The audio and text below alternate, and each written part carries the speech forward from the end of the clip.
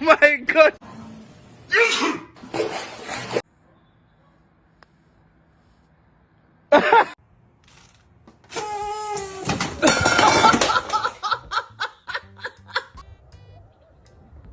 How you doing?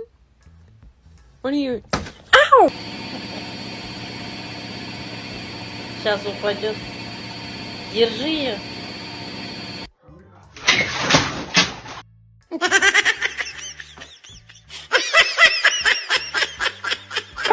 Alright, Ray. My boy.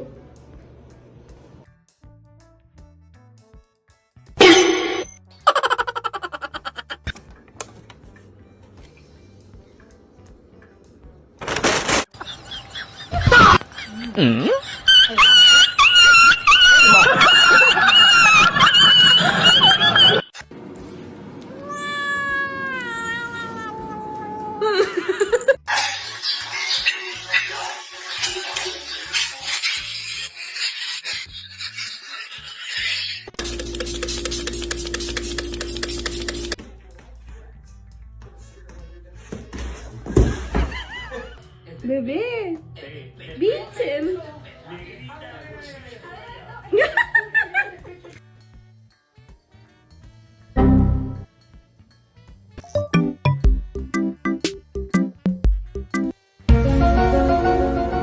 Huh?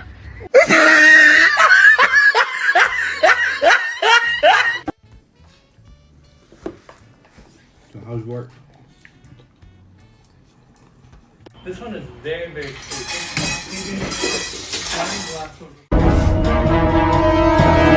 Huh?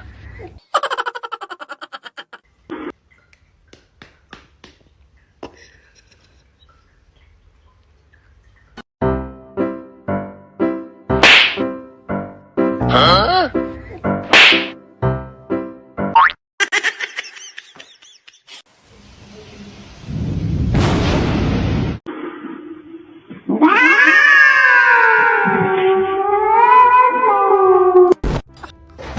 Words are the, like little clips, some kind of expression clip that.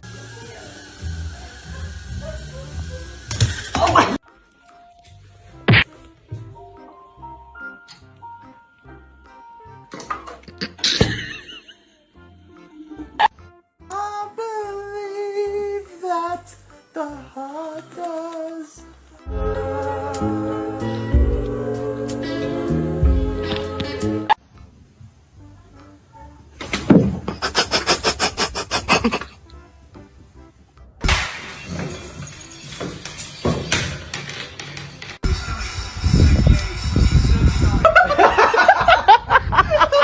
Louie!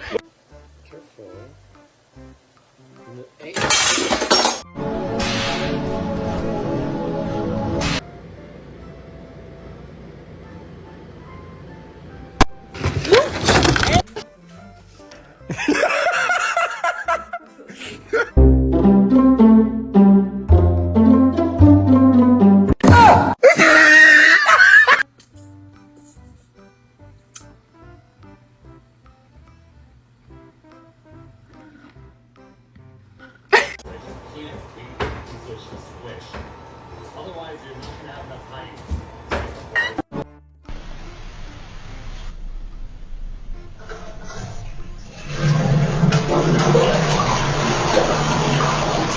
I regret what I said. I don't know how to make it.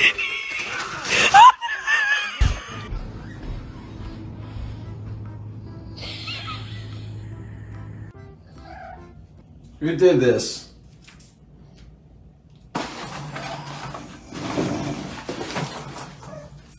Milky. I wonder what's the screaming could be. Don't break my new hairdryer. Push. And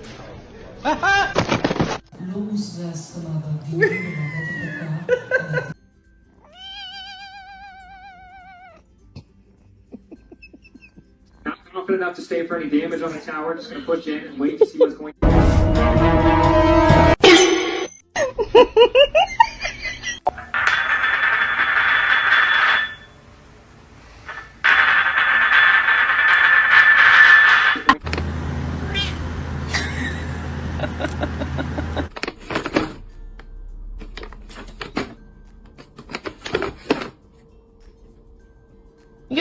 Yeah.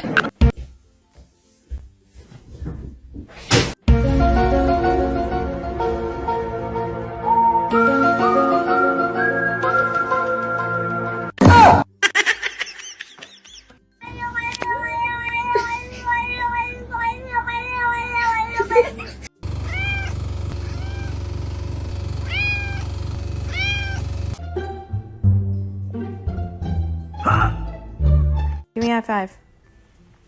Give me a high five.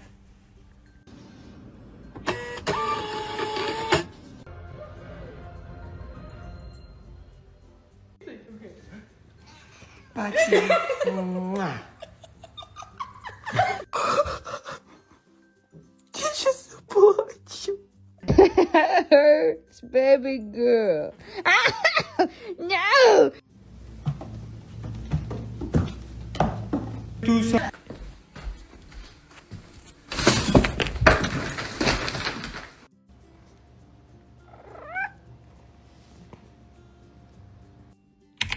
Can I help you, sir? There's something you need? Why would you hesitate?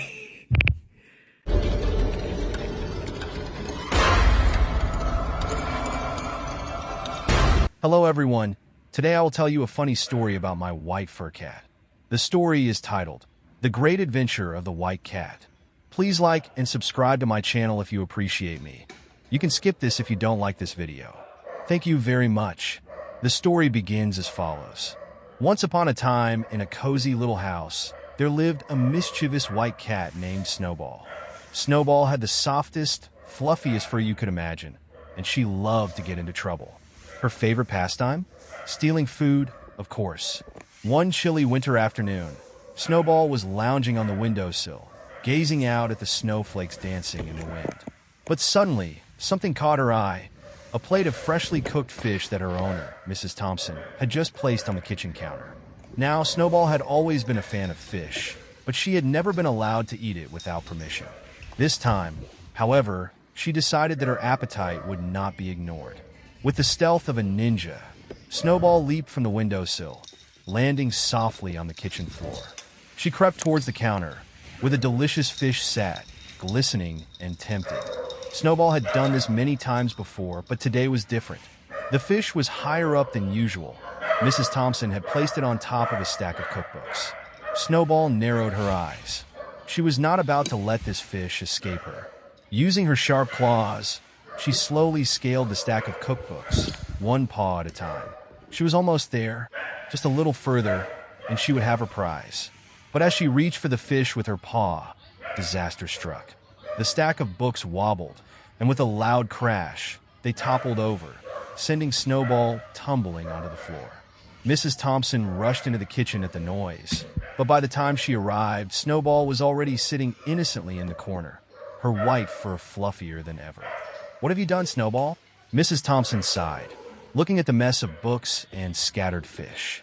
Snowball blinked innocently, as if she had no idea what had just happened. After all, it was just a little accident, nothing to worry about, right? The next day, Snowball found herself once again in trouble. Mrs. Thompson had bought a new scratching post, and she was excited to set it up in the living room. But Snowball had other plans. She had noticed a small gap in the window, just wide enough for her to squeeze through. The moment Mrs. Thompson left for the grocery store, Snowball saw her opportunity. She darted over to the window, pushed it open with her paws, and before anyone could stop her, she was outside. At first, Snowball was delighted. The world beyond the house was a vast, exciting place full of new smells, sounds, and sights. She pranced through the snow, feeling the cold beneath her paws. But then, as she ventured further, she realized she had no idea where she was going. The snow seemed endless, and the houses all looked the same. Snowball's sense of adventure quickly turned into confusion. Where was her home? What had she done? She wandered for hours, climbing over snowdrifts and dodging squirrels. The only thing she knew for sure was that she wanted to go back inside where it was warm. But how? She sat down in the snow, feeling a little embarrassed. What if Mrs. Thompson never found her? Just then, she heard a familiar voice calling her name. "Snowball, where are you?" Mrs. Thompson had come looking for her, Snowball's ears perked up, and she began to meow as loudly as she could. After what seemed like an eternity, Mrs. Thompson finally spotted her and scooped her up into her arms. "Don't ever do that again, Snowball," Mrs. Thompson scolded, but there was no anger in her voice, just relief. Snowball purred, happy to be home. A few days later, Snowball decided to try her luck with the fish again. Mrs. Thompson had left a plate of fish on the counter once more, but this time, Snowball was ready. She had learned from her previous mishap with the cookbooks. Instead of climbing, Snowball noticed that the kitchen chair was much closer to the counter today. She jumped up onto the chair and carefully nudged it towards the counter with her paws. Slowly but surely, the chair scraped across the floor, inching ever closer to the fish. With her heart racing, Snowball finally reached the counter. She could smell the fish, tantalizing and delicious. She reached her paw up, carefully swiping at the plate. But just as she was about to make her move, Mrs. Thompson returned to the kitchen. "Snowball," she exclaimed, catching the cat in the act. "I should have known."